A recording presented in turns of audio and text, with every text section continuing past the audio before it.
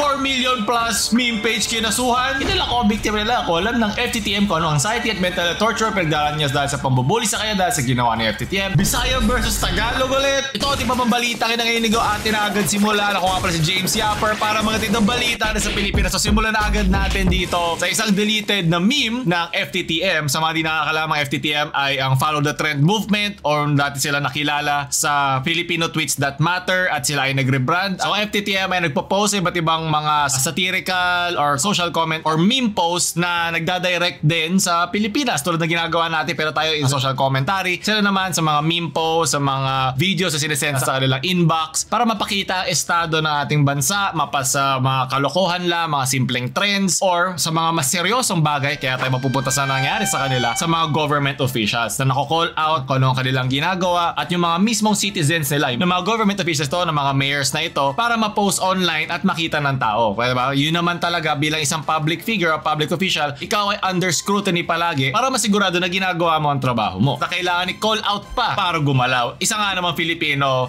trait na meron tayo. So, daanan muna natin tong spaghetti to bago natin supsupin. So, ito sinabi ang a Caloocan City government employee has filed a complaint for cyber libel and unjust vexation against the Facebook meme page Follow the Trend movement. Dahil pinakita sila sa isang meme at papakita ko sa inyo mamaya at sabihin nyo nga sa akin kung merong kalalagyan ang kanilang cyber libel complaint. Sa isang deleted na daw na meme, noong June 7, pinakita ang likod na isang employee na sumasakay sa ATV at nilagyan nito ng GTA 6. Kasi ano ba, isa siyang joke na nauna pa ito sa GTA 6. So nauna pa silang kasuhan bago tayo magkaroon ng GTA 6. So sinabi ng complainant na ang taong na-depict sa photo na yan ay isang PWD na meron daw nakakilala sa kanya kahit hindi nakita ang kanyang mukha doon sa photo. So ang kanyang mismo kinasuhan ay ang media director na si Mark Anicas, partnerships lead Erica Antuerfia, and content executive Jane Graffane. Bigla ko nababoy ko ang kanilang mga pangalan sa pagkakasabi ko. So meron sila alleged daw na violation, sabi ng complaint, na RA 10175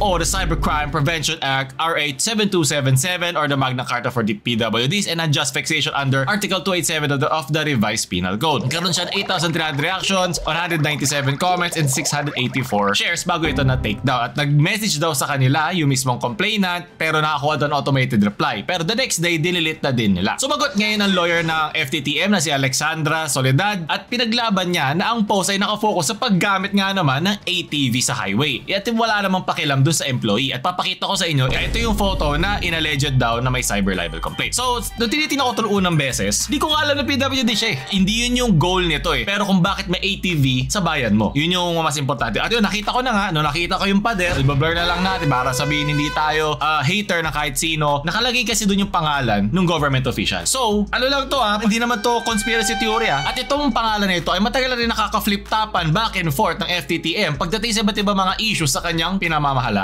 So hindi naman ako parang tumatalon sa isang buong bako dito para sabihin na ayaw kasi niya nang makonect sa mga ganitong meme na nako-call out siya ng FTTM. So maaaring isang teorya ay since government employee din to, baka paraan to ng pag-pressure dun sa meme page, diba? Na ako na naman ang nakalagay dyan meron kayo ngayong kaso kahit hindi connected sa akin, diba? Ano lang to, teorya lang to. Nakita ko lang kasi original na photo, ito pala nakalagay. Kaya tatakot, wala kang connect dito yung PWD. Hindi ko nga naisip na PWD siya. Hindi yun yung focus ng meme. Nakakalungkot kasi parang nag-explain ng joke sa mga matatanda. Feeling ko nga dito ay yung kanyang image na gusto i-portray sa social media. Feeling ko yun yung pinagsimulan nito eh. So, I doubt kung may natitira pang solemnity at katotohanan ng ating batas na hindi ito magpa-follow through at hindi ito lalagpas sa iba pa mga readings para magkaroon na talaga ng kaso. Hindi yun yung focus ng joke eh. Tsaka kahit kailan hindi ginamit ang GTA na meme para ako Gen Z. Hindi yan kahit kailan ginamit para mag-ridicule na isang may kapansanan. Hindi yun yung point. Ginagamit siya kasi sobrang advanced mo. Yun yung joke eh. Parang nauna ka pa. Ganito kaganda ang graphics ng GTA 6 kaya sobrang tagal. Yun yung joke. Okay? Umaasa na lang ako na sana nag-GTA isa sa mga judge. Sana meron siya doong sideline na naglalaro siya ng GTA at ma-call out niya on the spot na ang layo nitong pinanggagalingan ng cyber libel complaint na ito. Ngayon tapos na tayo sa noodles, doon naman tayo sa mismong meatball, sa mismong giniling doon sa cyber libel complaint na ito. Kasi pag ito nagtuloy-tuloy at naging big deal siya, alam ko nagkaroon na tayo ng Mon Confiado incident noon, yung sa kay kay Iliad naman, diba? Parang ganito na naman ito eh. So, kahit hindi sila manalo sa kaso, pero kung pwede mo lang pala palagi mag-complain at magkaso ng walang bearing at mahina ang mismong kaso na pinagsisimulan mo, magkakaroon ito na tinatawag ng chilling effect. Yung chilling effect nun ay, pag pala nag-post ako na may nakalagay na ganitong pangalan, pwede akong makasuhan. Yun yung chilling effect. Hindi siya outright na sinasabi sa kakasuhan kita, pero pwede pala kita kasuhan eh. Kasi pag nagpo-post ka pala ng meme, di ba, na protected under free speech at satire siya. Yun ang sinasabi ng kanilang counter affidavit ng FTTM. So, yun yung iniiwasan natin dito na maprotektahan ng freedom of speech lahat, especially ng mga public na officials tulad nila, public figures tulad din namin. Pwede nyo kami i-call out. Kasama yan sa checks and balances. So, naglabas ngayon ang Soledad Associates na August 4, file sila ng joint counter affidavit complaint na allegedly pinagtatawanan daw ang isang PWD sa isang meme post in their social media platform, claiming such as act is equivalent to cyber libel and unjust vexation under the revised penal code. So notably, the present case runs counter to one of FTTM's advocacies to uphold the rights of PWDs, and their several pro-PWD posts substantiated this inconsistency. The post in question, captioned Leak GTA Caloocan City, ay isa daw na parody. Na yun nga, ang kanilang pinagano, yung third-party image na pinapakita nila na pinadala sa kanilang Facebook page, yung sa mga messages, ay yung ATV on a public road, an act prohibited na bawal sa LTO. The reference sa this video game underscored the absurdity of the scene and was aimed at the traffic. Ito nga, ito yung explain ko kanina na hindi kasing social at kasing professional na isang lawyer. Yun lang din naman ibig sabihin niya. As a media platform producing satirical commentary on matters of public concern, FTTL affirms that such expression is protected under the Constitution. Yun yung kanilang laban dyan. Ako din support din ako sa FTTM dyan. Mapapansin mo naman sa isang post kung satirical siya. Ayun nga, nakatalikod pa siya. Yung unang dampi mo doon, pag tinignan mo siya, hindi nakafocus doon sa pagka-PWD. Hindi ko nga alam eh. Hindi mo nga alam kung PWD agad siya. O bakit to big deal pa? Di mo na alam yung nararamdaman ng PWD. Tama ka dyan. Pero yung ganito, ito yung sinasabi natin ng chilling effect. Pwedeng ma-weaponize. Pwedeng abusuhin ng ganyan na kapag pala gumamit ako ng random image na kahit nakatalikod o naka-blur, pwede na agad gamitin yon para mag-file ng cyber libel complaint. Ano muna? Yung pundasyon nung complaint. Saan nang gagaling? O may nakita ba kayo na ina-underscore ang panlalait sa isang PWD? Saan banda? Baka may patch update pa na hindi ko alam ang GTA na gano'n na pwede kang maging PWD sa isang karakter nila. Wala naman eh. So, hindi ko naintindihan saan nang gagaling at yun yung aking naging tinfoil hat na conspiracy theory kung bakit to naging anggulo para mapatahimik ang FTTM. So, syempre, support ako sa FTTM dyan, especially sa mga memes na nagpo-post at nako-call out at nagiging checks and balances ng ating mga government officials. Di naman ako nagulat, sa totoo lang. So, ito, tulad dito yung kay Bon Confiado, kaya meron ko siyang disclaimer, itong professional Filipino R-word memes na, joke lang to. Available account will adjust in level-headed individual.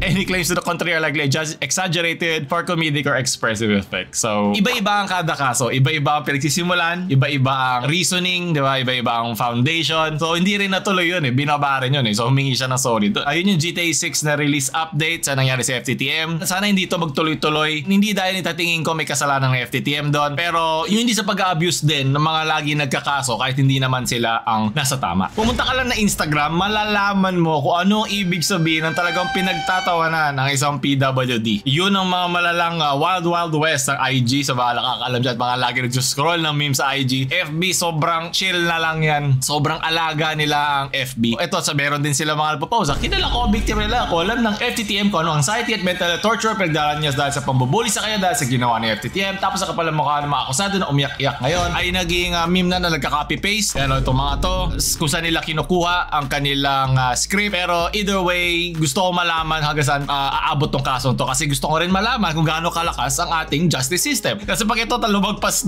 lahat kakabahan na mag-post online. Hindi siya magiging viable protection para sa freedom of speech mo. Kung anytime, pwede kang kasuhan sa baseless na mga accusations. Emphasis lang dito kailangan ma-prove nila kung saan doon ang may discriminatory act doon sa PWD. Now, sige, wag lang natin pansinin yung ATV na sinasakyan niya on a public road. Yun ang kailangan nila i-prove para magtuloy-tuloy itong kasong to na feeling ko hindi naman tatagal. Paano lang to? Pang flex lang. Nalala ko lang sa FTTM dati, yung Filipino Tweets That Matter pa sila. Nung naglaylo na ang Twitter at naging parang paulit-ulit na lang yung mga post doon. Nagano sila, nag-adapt sila at magandang lagi ka mag-a-adapt pag iba't ibang era ng internet age mo. Sunod na balita kayo na dahil sa political climate ngayon sa Pilipinas, lalo na naman naging ang pag-aaway ng mga Tagalog at mga Bisayawa. Pagpag-enjoyers versus puno ng saging lovers. So, eto na mga memes na tungkol dito. Alam mo, kasalanan talaga to ng political climate kasi ginawa na natin to ilang beses na. I-search na lang Bisaya versus Tagalog natin ng mga videos. Tagal na dito. So, uminit na naman for some reason. Di ko alam sino mga gumagawa nito. Pero Tagalog nung nasa Maynila, Tagalog pagdating ng Mindanao. Mukha ng Bisaya, pati paggupit ng Edgar Bay. World War II na Tagalog, World War II na Bisaya. Cable ng Bisaya, cable ng Tagalog. Ito naman ang falls ng mga Tagalog. Sana hindi ka ma-fall sa isang Bisaya. Pag isang Tagalog dyan na fall sa isang Bisaya, kayo na ang titigil sa pag-aaway na to. Yung may bagong tubo na puno ng saging. Ben, hindi na naman ito matatapos. Walang katapusan na naman Bisaya versus Tagalog. Bakit hindi na lang tayo lahat maghalikan? Diba? Pilipino tayo lahat. Iisang bansa tayo. Ganun na ba tayo walang tiwala sa Pilipinas sa kailangan pa natin maghiwa-hiwalay para magkaroon ng community? Ba't di lang tayo magsama-sama sa isang meme? Pero yan, naintindihan ko naman yan ang gusto ng FB. Pag meron lagi mga nagtatalo sa comment section, maraming comments dyan, mas napupusya na algorithm at mas pinagtatalunan nila. So, sunod na balita yan, ito naman yung sa Is My Trip na sa Philippines na pinakita nila na nasa Siargao pala tayo ngayon. Na iba-ibang lugar ang pinaglagyan nila. Siguro mas sinakripisyo nila yung informative part para doon sa aesthetic. Kasi makikita mo sa pinakailalim. Alam ko, mahirap magbasa pag napagalit na galit ka na sa social media. Nakalagay doon, naka-asterisk, paki-zoom na lang, Mr. Editor. Destination placements are for representational purposes only. Para syempre, diba, pag tinignan mo ito sobrang balanse, diba? Ang ganda tignan. Kasi syempre, ibang mga tourist spots dyan ay dikit-dikit. So, okay na yan. Makita namin na ganito siyang basahin. At wala naman dun sa particular siya, itong Siargao, dito. Di sana, ako buwabiyahan ng sobrang tagal para pumunta dyan. Confuse the tourists, confuse the locals. Huwag na lang nga pumunta, ganyan na lang pala yung mapa. Pero para to sa mga Indians, I think, na pinapapunta sa Pilipinas. So, yan na naman. Indians naman ang kaaway. Kung may Bisaya versus Tagalog, naman Indian versus Filipino. Walang katapusan. Ilang araw, nakakatawa lang na kung rage bait ba ito o rage bait yung ginawa para sa FTTM. Gusto pa ng mga ganito, huwag nyo ka like, share sa mga nag-aantay ng GTA 6 nyong friends. Huwag nyo kalimutan bumili na ating merch sa description. Members na kayo sa pinned comment para mauna nyo agad mapanood yung mga ganito. At huwag nyo ka subscribe. James Yapper na mamaalam. Shoo!